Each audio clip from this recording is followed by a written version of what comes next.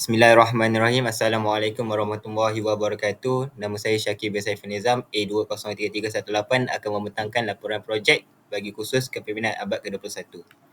Di sini saya sertakan 5 isi kandungan. Yang pertama, pengenalan diri. Kedua, wawasan diri. Ketiga, sifat-sifat kepimpinan. Keempat, bicara tokoh. Dan kelima, kesimpulan.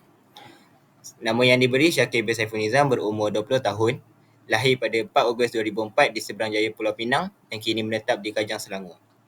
Saya merupakan pelajar tahun 1 dalam jurusan Sarjana Muda Ekonomi dengan tahap kepujian di Universiti Kebangsaan Malaysia. Di sini saya sertakan beberapa latar belakang pendidikan saya. Saya bermula di Sekolah Kebangsaan Taman Sungai Bersih Indah pada tahun 2011 hingga 2016.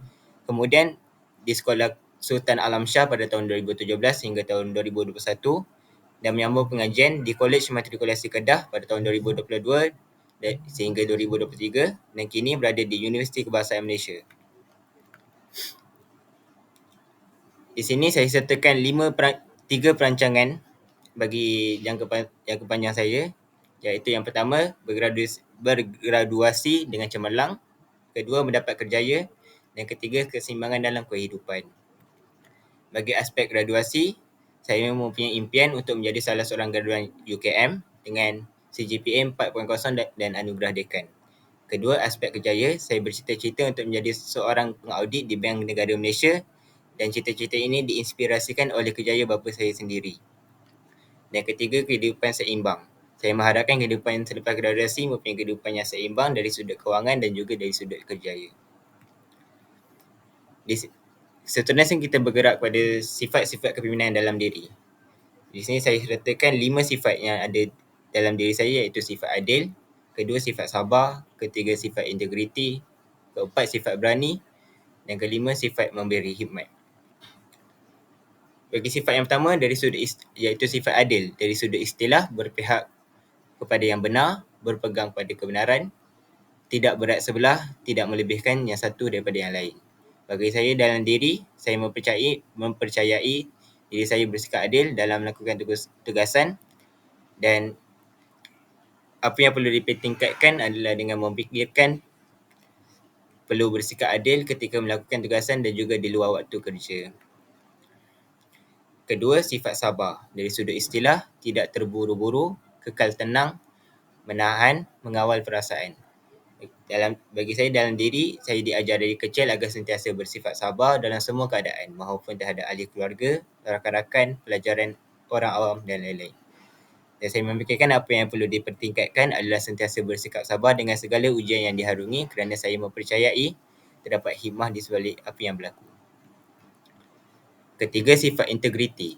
Dari sudut istilah, kejujuran, keadaan yang sempurna dan utuh. Bagi saya dalam diri, saya sangat bertanggungjawab dan berdisiplin dalam menyelesaikan setiap tugasan yang diberikan. Dan apa yang perlu dipertingkatkan adalah dengan perlu lebih konsisten, amanah, jujur dan berdisiplin dalam melakukan kerja dan tugasan yang diberikan. Keempat, sifat berani. Dari sudut istilah, gagah, perkasa, tidak takut, tabah menghadapi bahaya.